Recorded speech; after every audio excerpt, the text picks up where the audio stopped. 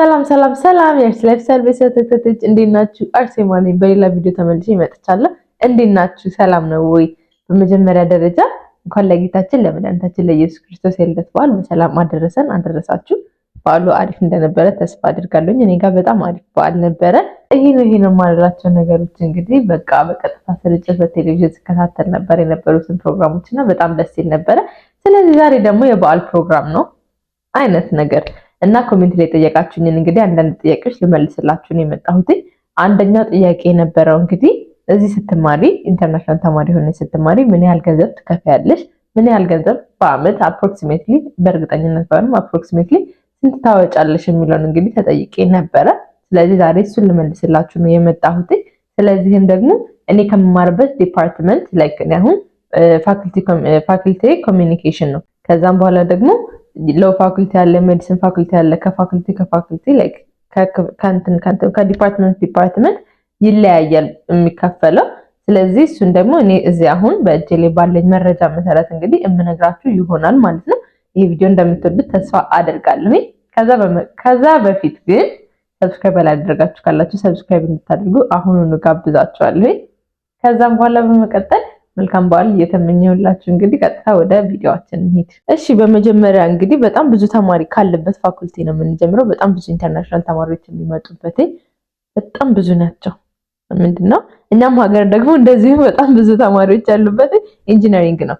የሁሉም አይነት ኢንጂነሪንጎች አለ አይደለ? በፋኩልቲ አሁን ማለት ነው ዲፓርትመንቱን ብቻ ነው እንጂ ልነግራችሁ የምችለው ስፔሲፊካሊ ይሄ እንደዚህ ነው ብዬ መናገር ትንሽ ይከብደኛል። ስለዚህ ከስኮላርሺፕም ይለያያል። እኔ የማገኘው ስኮላርሺፕ ይለያያል። ሌላ ሰው የሚያገኘው ሰው ደግሞ ሌላ ነው የሚሆነውና የምንከፍለው ኤግዛክትሊ ተመሳሳይ አይሆንም ሁሉ ጊዜና በእንትን ነው ኮሚኒኬሽን ፋኩልቲ ይሄን ያህል ነው። በኮሚኒኬሽን ውስጥ አሁን ፒአር እና አድቨርታይዝመንት አለ፣ ኒው ሚዲያ ኮሚኒኬሽን አለ፣ ኮሚኒኬሽን ሳይንስስ አለ፣ ብዙ አይነቶች አሉ። ግን ሞር ዲቴል የምትፈልጉ ከሆነ ደግሞ ወይም ጠይቁኝና ከዛም በኋላ የምነግራችሁ ይሆናል። እና የመጀመሪያው እንግዲህ ኢንጂነሪንግ ፋኩልቲ ነው። ኢንጂነሪንግ ኤንድ ቴክ ላይ የምናገኘው እንግዲህ ወደ 1725 ዩሮ ነው። በዶላር ስንት እንደሆነ አይ ዶንት ኖ። በዩሮ ግን 1725 ዩሮ በአመት ነው እንግዲህ ሁለት ሴሜስተርን ማለት ነው። ሁለት ሴሜስተር አራት ወር ኦልሞስት ወደ 8 ወር አካባቢ ማለት ነው የሚሆነው ሰመር ኮርስን ሳይጨምር ወይም ደግሞ ሁለት ሴሜስተሮችን በትምህርት ቤታችን እንግዲህ የሚያስተምረው 3 ሴሜስተሮች አሉ። ስፕሪንግ አለ፣ ፎል አለ እና ደግሞ ሰመር አለ። ሰመር ላይ ብዙ ጊዜ ሁላችንም ወደ ሀገራችን የምንሄድበትኝ ማለት ነው ክረምት ላይ ነው። እኛ ሀገር ክረምት ሲሆን እዚህ ሰመር ኮርስ ይኖራል። በአመት 3 ሴሚስተር ያዘጋጃል። እኛ የምንወስደው 2 ሴሚስተር ነው። የምንከፍለውም ደግሞ የ2 ሴሚስተሩ ነው። የምነግራችሁ ሂሳብ የ2 ሴሚስተር ነው ማለት ነው።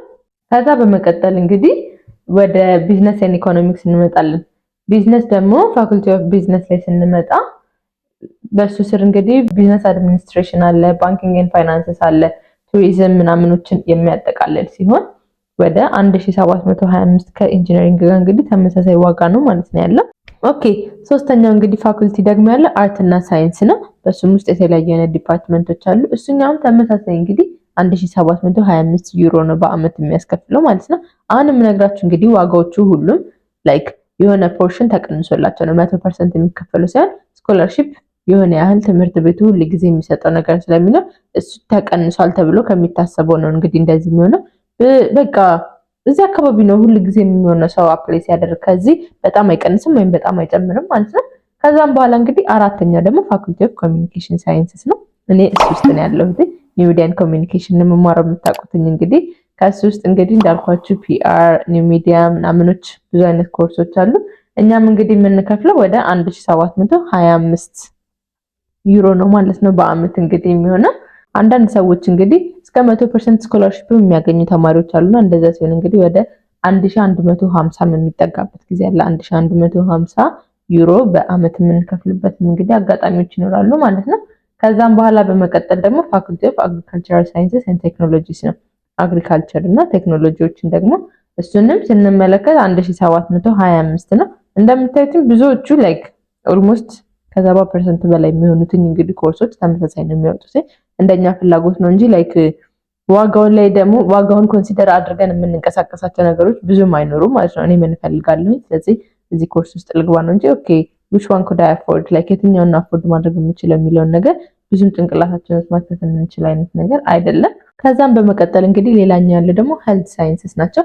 በሄልት ውስጥ ደግሞ የጤና ነርሲንግ አለ፣ ኒውትሪሽን ኤንድ ዳየቲክስ አለ፣ የተለያዩ አይነት ኮርሶች አሉ። እሱም ደግሞ እንደዚሁ እንደገመታችሁት 1725 ነው። እስካሁን ድረስ ያሉት እንግዲህ 1725 ናቸው። ግን የሚለይ ደግሞ አለ። ላይክ ከዚህም ደግሞ የተለየ አለ። እመጣበታለሁ ብዬ ነው እንጂ ሁሉም ተመሳሳይ አይደለም ዋጋቸው። ከዛም በኋላ ደግሞ ፋኩልቲ ኦፍ ኤዱኬሽን አለ። ቲቸር ምናምን ለመሆን አለ አይደለ? እንደሱ ማለት ተመሳሳይ ዋጋ ነው ማለት ነው። 1725 ነው።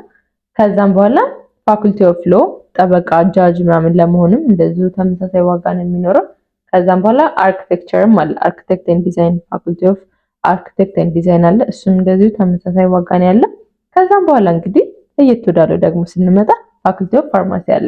ፋርማሲስት ለመሆን እንግዲህ ፋርማሲስት ለየት የሚያደርገው ከሌሎቹ ደግሞ እስካሁን የነገርኳችሁ ሁሉም ኮርሶች የ4 ዓመት ኮርስ ናቸው። 4 ዓመት ተምረን ነው ግራጁዌት የምናደርገው ዲግሪያችንን የምንይዘው። የፋርማሲ ሲሆን ግን 5 ዓመት ይሆናል። አንዳንዴም እስከ 6 ዓመት የሚሄዱም አሉ። ለምን ከኮርስ የሚለያየው ማለት የደርማቶሎጂስት ፋርማሲ አለ፣ እንደዚሁም ደግሞ ሜዲሲን ፋርማሲ አለ። ስለዚህ 5 ዓመት እስከ 6 ዓመት ነው ዲፔንድ የሚያደርገው ማለት ነው። የእነሱ ደግሞ እንግዲህ 2325 ዩሮ በአመት ነው የሚከፍሉትኝ ማለት ነው። አፍተር ዲስካውንት ነው ይሄንን የምነግራችሁ። ዲስካውንት ምናምን ከተደረገበት በኋላ ነው 2325 ዩሮ ነው ማለት ነው የሚከፍሉትኝ። ከዛም በኋላ ደግሞ ፋኩልቲ ኦፍ ዴንቲስትሪ አለ። ዴንቲስት ለመሆን የጥርስ ሐኪም ለመሆን አለ አይደለ? እሱ ደግሞ እንደዚሁ 5 ዓመት ነው የሚፈጀው። እሱ ደግሞ 4125 ዩሮ በአመት ያስከፍላል ማለት ነው። ከዛ በመቀጠል ደግሞ ፋኩልቲ ኦፍ ሜዲሲን አለ። ሜዲሲን አይ ቲንክ ከሁሉም ኤክስፔንሲቭ ነገሩ እሱ ይመስለኛል።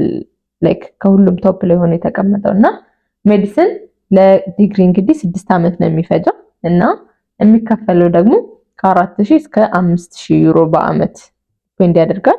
ግን ከ4000 እስከ 5000 ነው የሚሆነው ማለት ነው። ዲስካውንት ቴብል ላይ እንግዲህ ኦፊሻሊ የተቀመጠ ነገር ስለሌለው ነው። ስለዚህ ከዚህ ብለን ያስቀመጥነው ለዛ ነው ማለት ነው። በጠቅላላ አድርጌ እንግዲህ ስነግራችሁ ብዙዎቹ ኮርሶች 1725 ላይ እንግዲህ ያርፋሉ።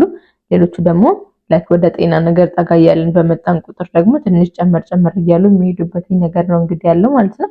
እኔ በግል እንግዲህ የምከፍለው 1725 ነው ለቱዊሽን ብቻ ነው። ከዛም በኋላ ደግሞ የዶርሚተሪ ሊኖር ይችላል። እሱንም መኖር እንደምንፈልግበት ክፍል ይለያያል ማለት ነው። ሲንግል መሆን ከፈለግን ኤክስፔንሲቭ ይሆናል። ከዛም በኋላ ደግሞ ደብል አለ፣ ትሪፕል አለ። አይ ቲንክ ኳድራፑል አለ መሰለኝ አም ኖት ሹር። ስለዚህ ከሰው ጋር የምንኖረው ላይክ አብረን የምንኖረው ሰው በጨመረ ቁጥር ሂሳቡ ደግሞ እየቀነሰ ይመጣል ማለት ነው። ከዛም በኋላ ደግሞ ሌላ ወጪዎች የሚባሉት እንግዲህ ምግብ ነው። ምግብም ራሳችንን አብስለን የምንበላው ራሳችንን አስቤዛ አድርገን እንግዲህ የምንንቀሳቀሰው ለእሱም እንግዲህ ሌላ እንትን ነው። ከዛ በተረፈ እንግዲህ ለትምህርት ቤቱ ከዶርሚተሪ እና ከቱዊሽን ውጪ ሌላ የምንከፍለው ነገር ትርፍ ምንድነው? መብራት ነው። ስንኖር መብራት ራሳችንን ከበር እናደርገው። ከዛ በተረፈ ምንም ነገር አይኖርም ማለት ነው። ውጪ ደግሞ አፓርትመንት ላይ የሚኖሩ እንግዲህ ተማሪዎች አሉ፣ በጣም ብዙ ተማሪዎች አሉና እነሱ ደግሞ ውጪ ላይ የአፓርትመንቱን ዋጋ ማወቅ የምትፈልጉ ከሆነ ንገሩኝና ሰርች አድርጌ ልነግራችሁ እችላለሁ። ግን ከአፓርትመንቱ ክፍያ ውጪ እንግዲህ መብራት፣ ዋይፋይ፣ ጋዝ፣ ውሃ እንደሚከፍሉ እንግዲህ አውቃለሁኝ ማለት ነው። እዚህ ዶርም ላይ መቆየቱ አንድም ላይክ አድቫንቴጁ መብራት ብቻ ነው የምንከፍለው። ውሃ የፈለግነውን ያህል ብንጠቀም፣ ዋይፋይ፣ ጋዝ ኤኒቲንግ ብንጠቀም ኪችን ስናበስል አሁን ምንም የምንከፍለው ነገር አይኖርም ማለት ነው። በተረፈ እንግዲህ እኔ የምከፍለው ይሄንን ይመስላል። ከዚህ ባለፈ እንግዲህ ሌላ ጥያቄዎች ካላችሁ እንድትጠይቁኝ ኮሜንት ላይ እንድታስቀምጡልኝ እንግዲህ ጋብዛችኋለሁ። ይሄ ቪዲዮ እንደተመቻችሁ ጠቃሚ እንደነበረ ተስፋ አደርጋለሁ። በቀጣይ በድጋሚ በሌላ ቪዲዮ እስከምንገናኝ ድረስ ቴንክ ዩ ፎር ዋቺንግ። አሁን ደግሞ ፋይናል ኤግዛም ላይ ስለሆንኩኝ እንግዲህ አንድ ሴሚስተር ጨረስኩኝ። ባይ ዘ ዌይ ጋይስ ከመጣሁኝ ኢትዮጵያ እንግዲህ ከመጣሁኝ እዚህ ከምነው አንድ ሴሚስተር ጨረስኩኝ። በዚህ አጋጣሚ ይሄንን ቪዲዮ እያያችሁ ያላችሁ ካላችሁ ኦፍ ኮርስ ይሄንን ቪዲዮ የምታዩ ሰዎች ጊዜን ካገኛችሁት አረ ጊዜ ቀስ በል ምንድነው እንደዚህ መሮጥ በሉልኝ። በጣም ነው ጊዜው እየሮጠ ያለው። አንድ ሴሚስተር ጨርሻለሁኝ። ስለዚህ አሁን እረፍት ላይ እገኛለሁ ማለት ነው። ማንኛውም አይነት ጥያቄዎች ካላችሁ ልሰራላችሁ ፈቃደኛ ነኝ። ፕሊዝ ኮሜንት ላይ አስቀምጡልኝ። ቴንክ ዩ ፎር ዋቺንግ ባይ